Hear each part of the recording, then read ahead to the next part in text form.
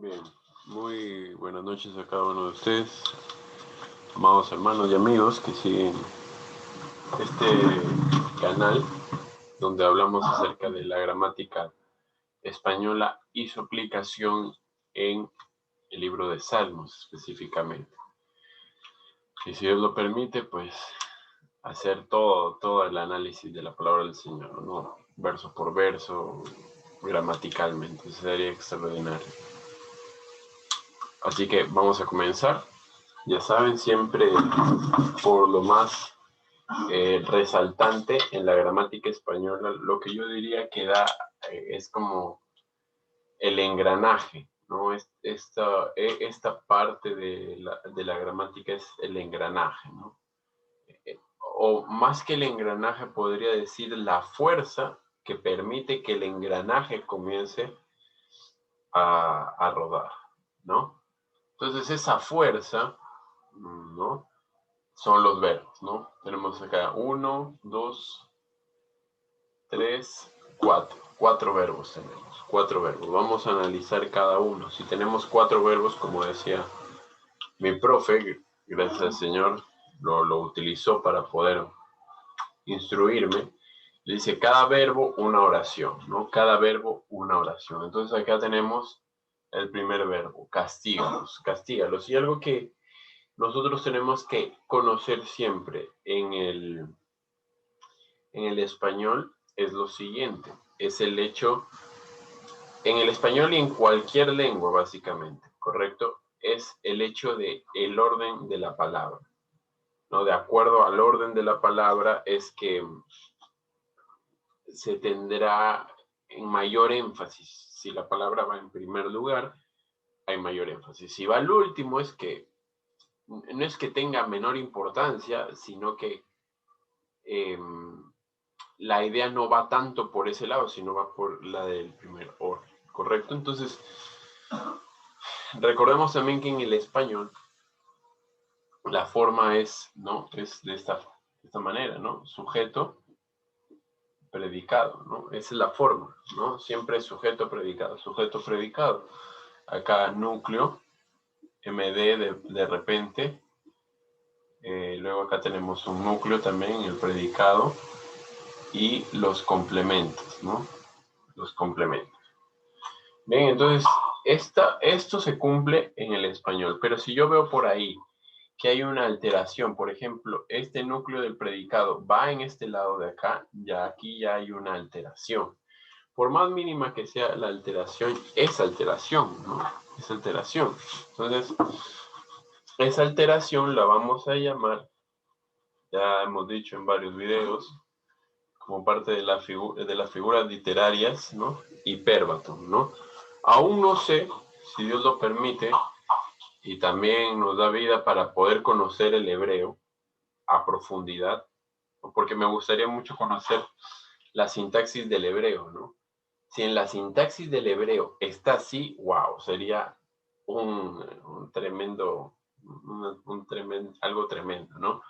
Porque si ya desde la traducción al español sigue el rastro del hebreo, eso es extraordinario, porque estaríamos hablando de orden sintácticos en las dos lenguas, ¿correcto? Y eso es algo muy tremendo, ¿no? Podríamos, wow, hacer tantas cosas, ¿no? Bueno, castígalos, segunda persona, aquí he puesto plural, ¿no? Puesto plural por la marca de la S, ahí viene tal vez ese tic, ¿no? De considerar plural a todo, ¿no? Pero esto no es plural, esto es singular, ¿no? Y aquí se está refiriendo a tú, ¿no? El sujeto gramatical es tú. Tú es el sujeto. Entonces yo tengo que buscar en esta oración a quién es el sujeto, ¿no? Y aquí veo, ¿no? Tú o Dios. O Dios está relacionado con tú, ¿no? Por lo tanto, o Dios es el sintagma nominal de esta oración. La oración podríamos decir que es hasta esta parte, ¿no? Hasta esta parte es la oración. Entonces, la forma, ¿no? Tú, o mejor dicho, oh Dios, castígalos, ¿ya? Entonces ya tengo el sujeto gramatical y el sujeto oracional, o sea, el sujeto de la oración. Tener en cuenta que este verbo nos permite evidenciar lo siguiente, ¿no? Que está en modo imperativo, y hace tiempo veíamos acerca del modo imperativo, que puede ser una orden o es un ruego. En este caso, por el contexto, es un ruego, ¿no? Es un ruego de parte de David hacia Dios, ¿no? Y a lo que habíamos mencionado también, por el orden de las palabras, esto es un hipérbaton, ¿no? Esto es un hipérbaton.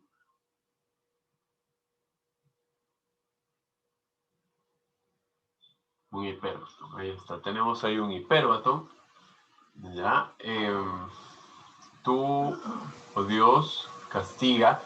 Y este verbo también, ya vemos que es un hipérbaton, que bueno, la función que se está cumpliendo ahí es un hipérbaton. Estamos diciendo que el verbo está en modo imperativo, pero este verbo aparte es un verbo transitivo, ¿ya?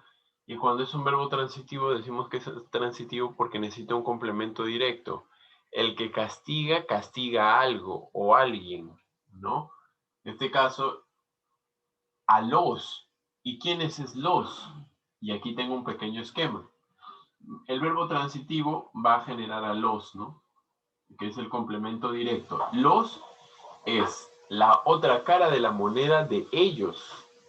Y ellos es la anáfora de enemigos. Enemigos está en el verso 9, porque ahorita estamos en el verso 10.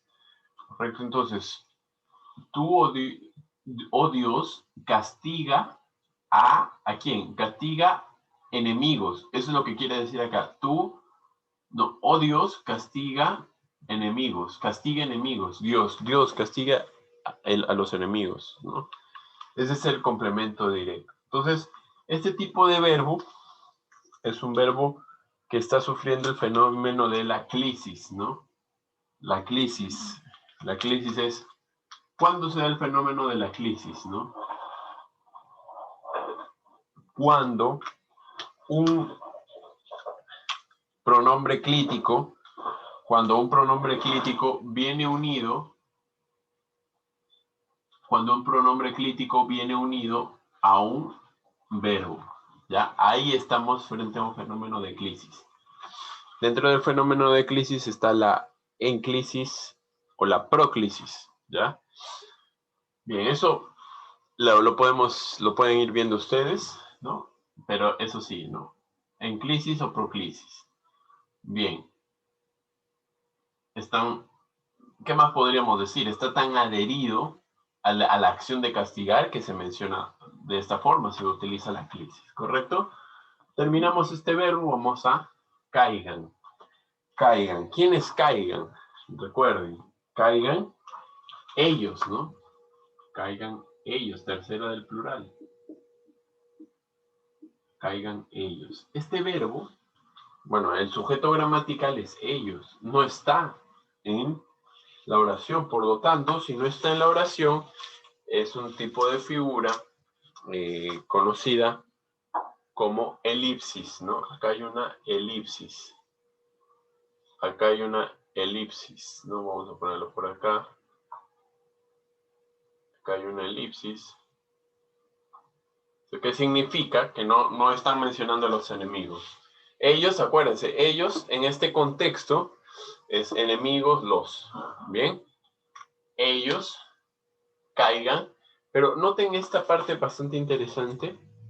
El hecho del complemento. Hay verbos, por eso lo estuve viendo hace un tiempo. No sé si aquí en el canal o lo estuve viendo en un artículo o en un libro, que hay verbos que son intransitivos, porque este verbo es intransitivo, pero necesita un complemento por el contexto. ¿correcto? Ellos caigan, el que cae tiene que caer a algún lugar, necesariamente, ¿no? Yo puedo caer al suelo, ella es un lugar, puedo caer a mi cama, ¿no? Puedo caer al abismo, ¿no? Entonces acá necesariamente debe de haber un complemento, ¿no? Un complemento. Este complemento, ¿qué tipo de complemento es si estamos hablando de caer? Un complemento circunstancial de lugar, ¿ya? Hay palabras así, ¿no? Que tienen esa indicación. Ahora, la pregunta es, ¿a dónde van a caer? Tienen que caer a un lugar. ¿Está bien? Tienen que caer a un lugar. Y esto lo vamos a ver en la aplicación. Entonces, caigan a un lugar, no sabemos cuál todavía. Vamos a la aplicación todavía, estamos en la parte gramatical. Complemento circunstancial de causa. ¿Cuándo me doy cuenta que estoy frente a un complemento circunstancial de causa? Muy sencillo. Por las marcas. Volvamos a mencionar lo que decía el maestro Runciman. Él decía lo siguiente, ¿no? Recuerda siempre las marcas. En este caso, la marca es la preposición por. Y mira, querido hermano o amigo. Mira, tienes la marca por, ¿no? Pero este por proviene, vamos a ver por acá.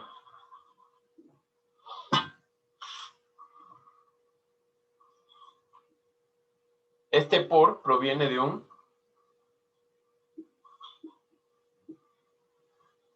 por qué, ¿no? Entonces, este por qué, perdón, es separado, es separado. Siempre hay acá un pequeño inconveniente con el tema de los por qué, ¿no? Siempre hay un...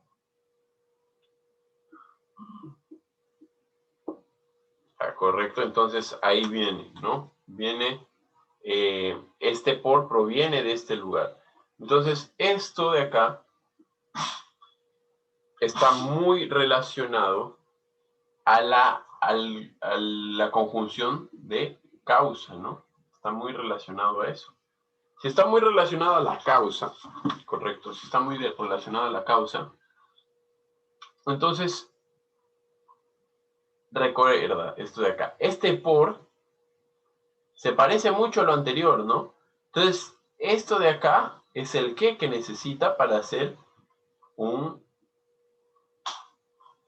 conjunción de causa prácticamente, ¿no? Entonces, mira, esta partecita de acá, esta parte de acá, esto es el qué y este es el por. Entonces ya tienes ahí por qué causa, ¿no? Ahí está. Complemento circunstancial de causa, ¿correcto? O sea, ¿por qué van a caer? Por sus mismos consejos, ¿no? O sea, van a caer, caigan, ¿no? Caigan en el futuro por sus mismos consejos. Caigan, recuerda también, si hablamos de temporalidad, en el futuro. ¿Está bien? Por sus mismos consejos. Está. Ahora, bien, ya tenemos hasta ahí esa parte. Vamos gramaticalmente a las dos últimas oraciones, para luego ir a las aplicaciones. ¿Bien? Verbo, échalos. ¿Quién échalos? Tú échalos, ¿no? Tú. ¿Y quién es tú? En este contexto, tú es, oh Dios, ¿no?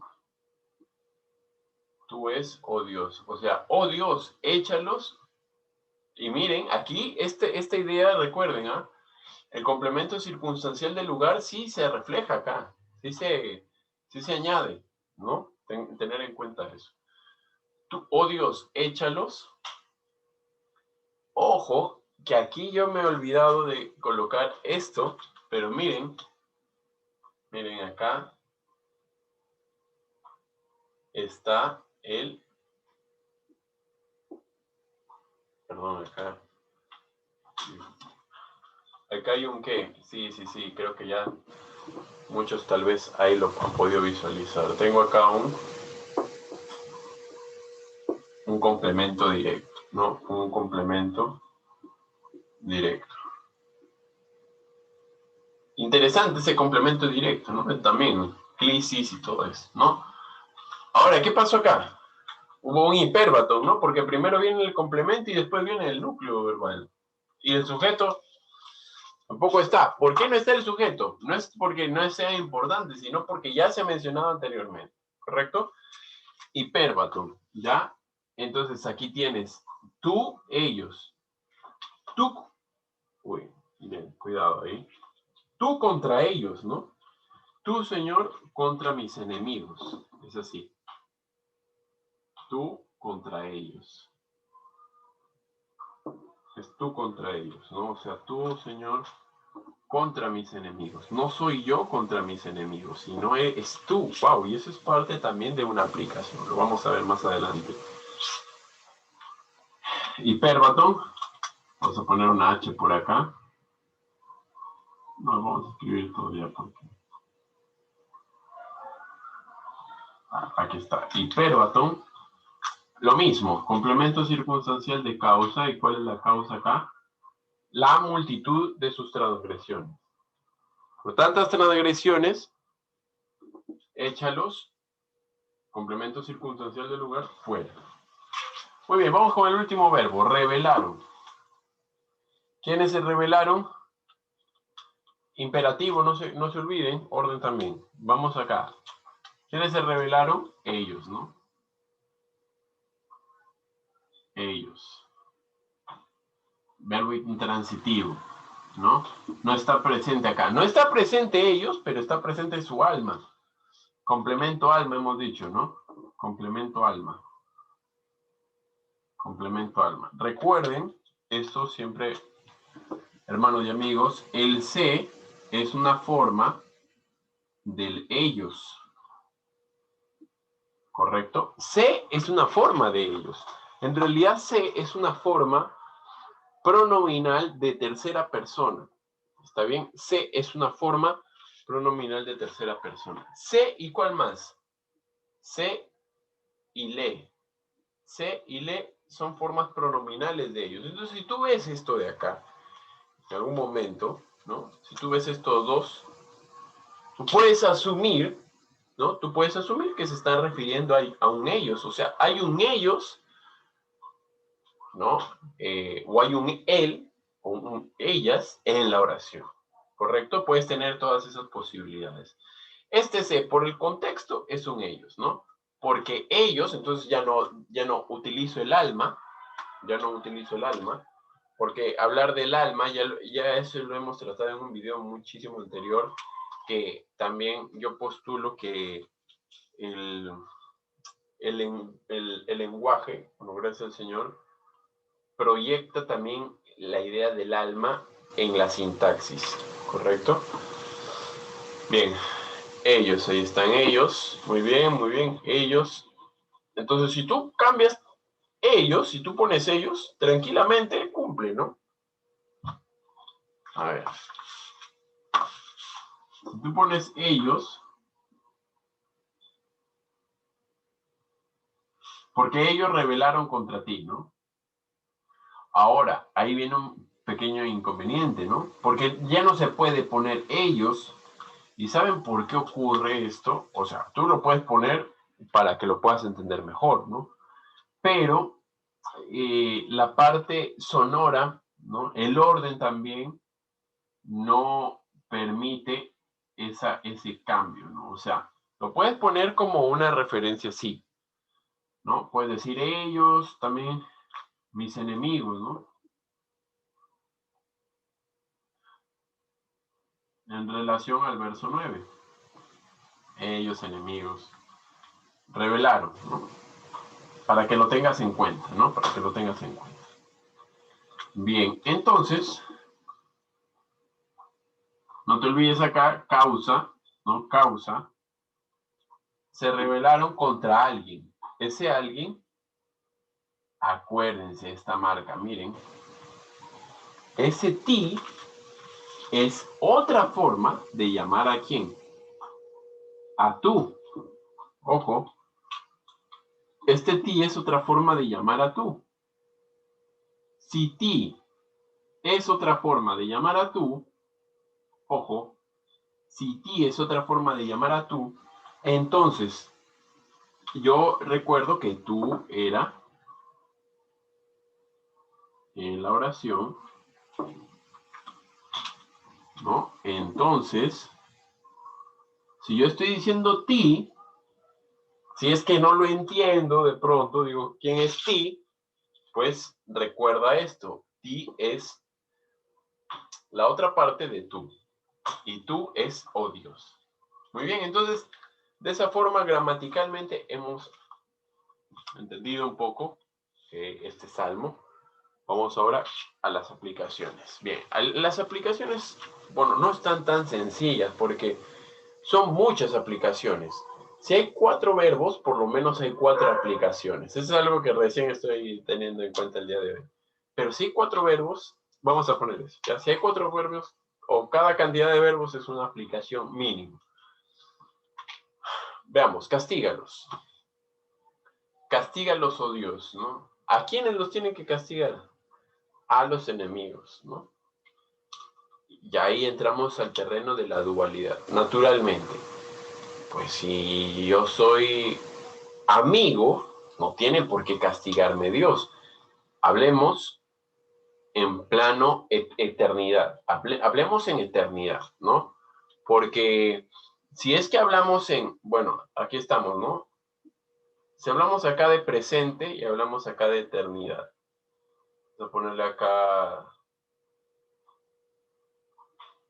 Si hablamos de presente, uno va a recibir la recompensa de las cosas que ha realizado naturalmente acá en la tierra. O sea, de hecho, ¿no? Algo que no le agrada al Señor, hiciste en el pasado antes de creer en Cristo como tu único Señor y Salvador, pues acá vas a tener tu recompensa, de todas maneras, ¿no? Acá. Sin embargo, la consecuencia de creer en Cristo en el presente es lo único que trasciende hacia el futuro. ¿Está bien? Esto es lo único, ¿no? Esto es lo único. Pero, por ejemplo, ¿no?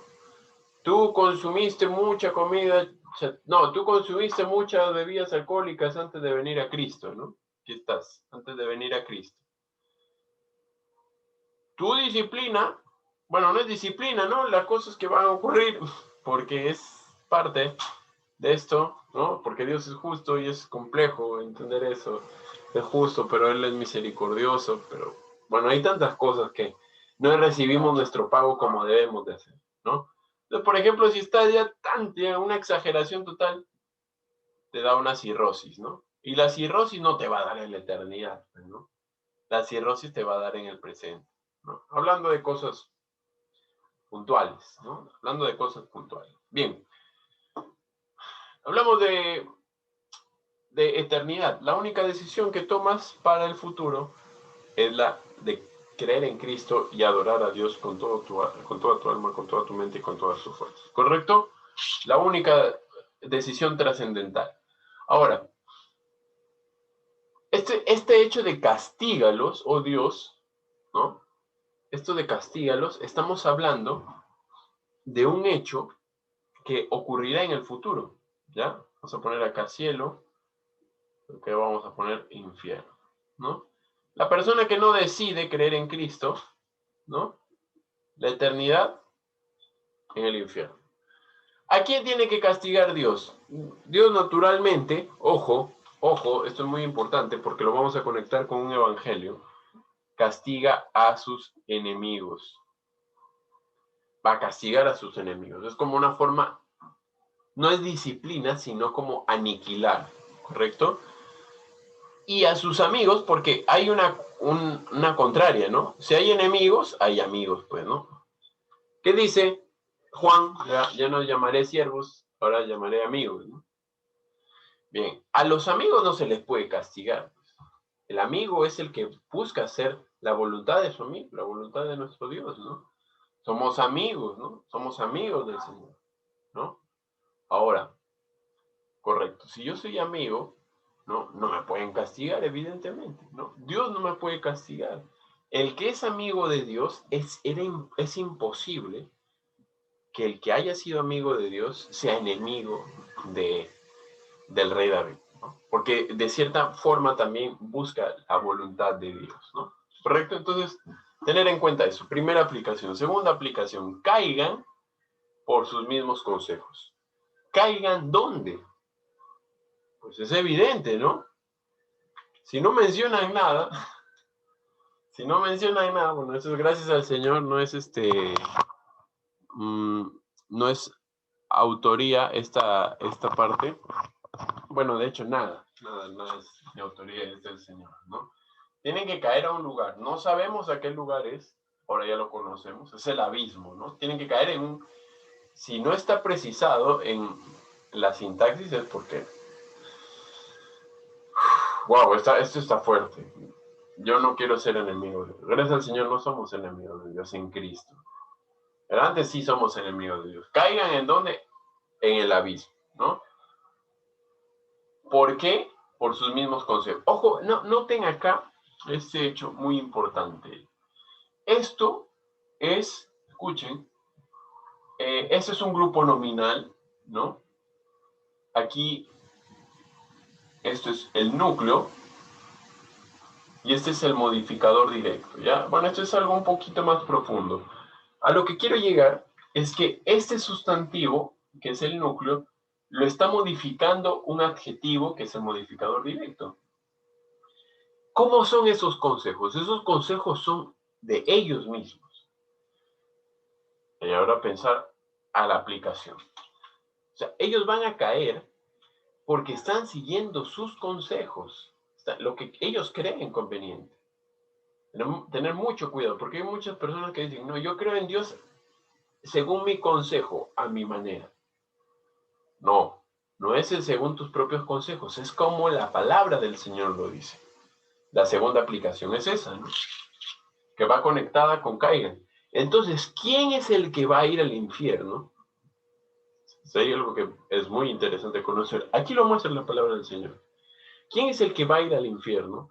Por el hecho de caigan, no sabemos, pero sabemos que es un abismo, un infierno, un lugar de tormentos. El que sigue sus mismos consejos. No sigas tus mismos consejos, sigue, como dice el Salmo 19, lo vamos a ver si Dios lo permite. Con la ley de Jehová es perfecta que convierte el alma. Sigue el consejo de Jehová. No sigas tu mismo consejo, porque tu mismo consejo te va a llevar al infierno. Si sigues el consejo de Cristo, de creer en Él como tu único Señor y Salvador, esto me refiero ya a las personas que no son creyentes en Él. Tú no sigues ese consejo, pues. Tu mismo consejo te va a llevar lejos de Dios. ¿Correcto? Ojo, en la eternidad. Mucho cuidado con eso. Mucho cuidado con eso, por favor. Amigos que nos están viendo. Mucho cuidado con eso. Bien, y lo podemos notar. Ya lo podemos notar acá. Bien, vamos ahora al hecho de el siguiente, ¿no? Bueno, lo podemos dejar ahí. Podemos seguir ahondando, por supuesto, pero también hay que avanzar. Ahorita ya van a comenzar las otras clases. Por la multitud de sus transgresiones, échalos. Échalos fuera. Fuera. ¿Dónde? Fuera. ¿Mm? Échalos fuera, dice la palabra del Señor. Yo no quiero que me eche fuera del Señor. Por eso he creído en Él. Él me amó y he creído en Él, en ese sacrificio. Échalos por la multitud de sus transgresiones. Tener en cuenta acá el échalos fuera. A ellos, ojo, a ellos, ¿a quiénes ellos? A los enemigos, a los que están realizando esas transgresiones. Y es interesante porque esa multitud de transgresiones es una constante, algo que veía, dice la palabra del Señor, el cobarde, el fornicario, habla el fornicario y el adúltero, y habla de una situación constante. No, en algún momento lo hiciste y te arrepentiste delante del Señor, ya no lo haces. El que mantiene esa situación constante es un círculo vicioso. Ese es el que no tiene Cristo. ¿Correcto? Entonces, por eso dice Hebreos, no, hermanos, no hagan esto, porque ustedes tenemos a Cristo, ¿no? Entonces, Pablo va a decir, no more la carne en vosotros, ¿no?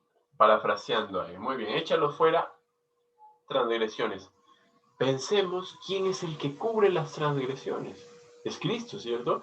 Evidentemente, estas personas, los enemigos de David, no han reconocido que Cristo es quien cubre mis transgresiones. No sé en qué parte de la palabra del Señor habla de transgresiones. Yo creo que hay un versículo, no sé ahorita, no lo recuerdo, pero se conecta, si se dan cuenta, ¿no? Tal vez en el verbo hebreo no es lo mismo, perdón, en la palabra en hebreo no es lo mismo, pero tiene el mismo sentido. Correcto. Tercera, vamos con la cuarta aplicación.